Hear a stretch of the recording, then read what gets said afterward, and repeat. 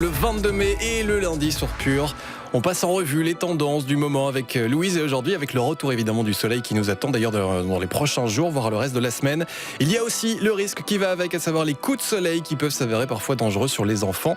Salut Louise. Salut. Alors justement, tu vas nous parler d'une nouveauté, d'une nouvelle tendance qui va permettre d'éviter peut-être, de prévenir surtout les dangers des UV sur les enfants. Oui, et alors on en parlait tout à l'heure, le lieu de cette tendance, je l'ai déniché en fait dans un des rayons de mon supermarché, figurez-vous. Ah.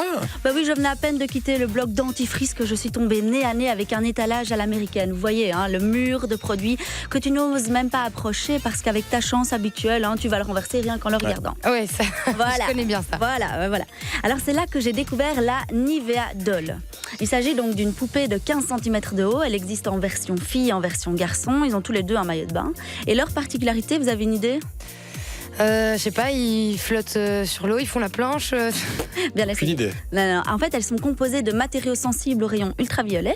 Et donc, sur ce, elles peuvent, comme tu l'as dit tout à l'heure, attraper des coups de soleil. Ah, c'est Voilà. fou ça. Donc, en fait, la marque allemande de cosmétiques avait créé le buzz il y a 2 ans en distribuant ces poupées sur les plages de Sao Paulo au Brésil pour justement sensibiliser les enfants au danger de l'exposition au soleil.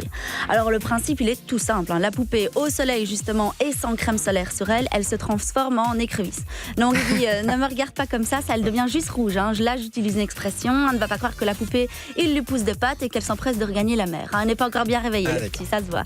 Alors, imaginez donc la tête des bambins qui voient leur jouet virer tomate sanguinolente. C'est digne d'un film d'horreur pour enfants de moins de 3 ans. Pire qu'un alien qui sort du ventre de Sigourney Weaver.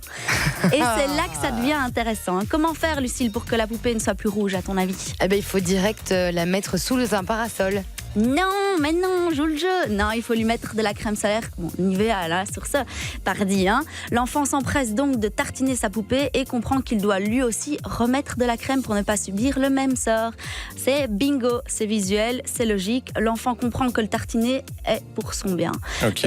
Oui, c'est ce qu'on appelle en fait du marketing utile. J'allais dire, Ouais, beau marketing, non, beau bonne pub. Ça marche avec d'autres marques ? Non. Non, bah si, Ah oui. il n'y a juste pas la poupée, quoi.